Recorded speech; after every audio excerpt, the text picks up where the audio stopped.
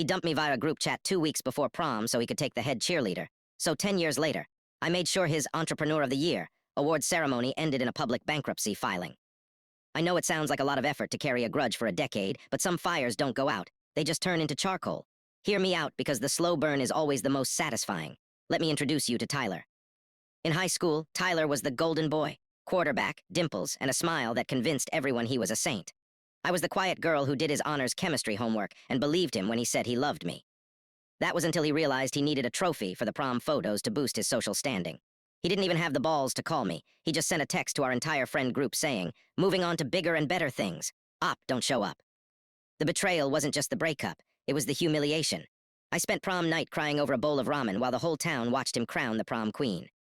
When I tried to confront him at graduation, he just laughed that breezy, arrogant laugh and told me, "Get over it, sweetie. Some people are just born to win and others are born to help them."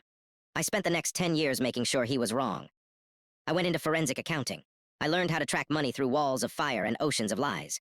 Tyler, meanwhile, used his golden boy charm to start a tech consulting firm that was basically a glorified pyramid scheme.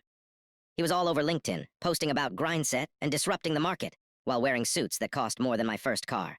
When the invitation for our 10-year reunion hit my inbox, I saw he was the keynote speaker. He had just been named Entrepreneur of the Year by the local business chamber. He was planning to use the reunion as a victory lap to solicit investments from our old classmates. That's when I started digging. Tyler was many things, but a genius wasn't one of them.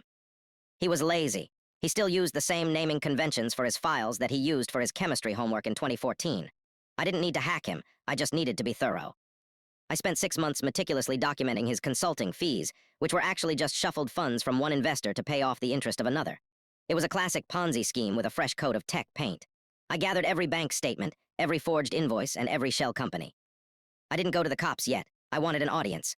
The night of the reunion, the high school gym was transformed. There was a stage, professional lighting, and Tyler stood at the podium looking like a king. He saw me in the third row, wearing a dress that cost twice as much as his, and he actually had the audacity to wink at me. "Success is about vision," Tyler preached into the mic, his voice booming. "It's about knowing who is a winner and who is just." Background noise. He started a slideshow to show off his projected Q4 earnings, and now, for the numbers that prove why my firm is the future. I stood up and walked toward the tech booth.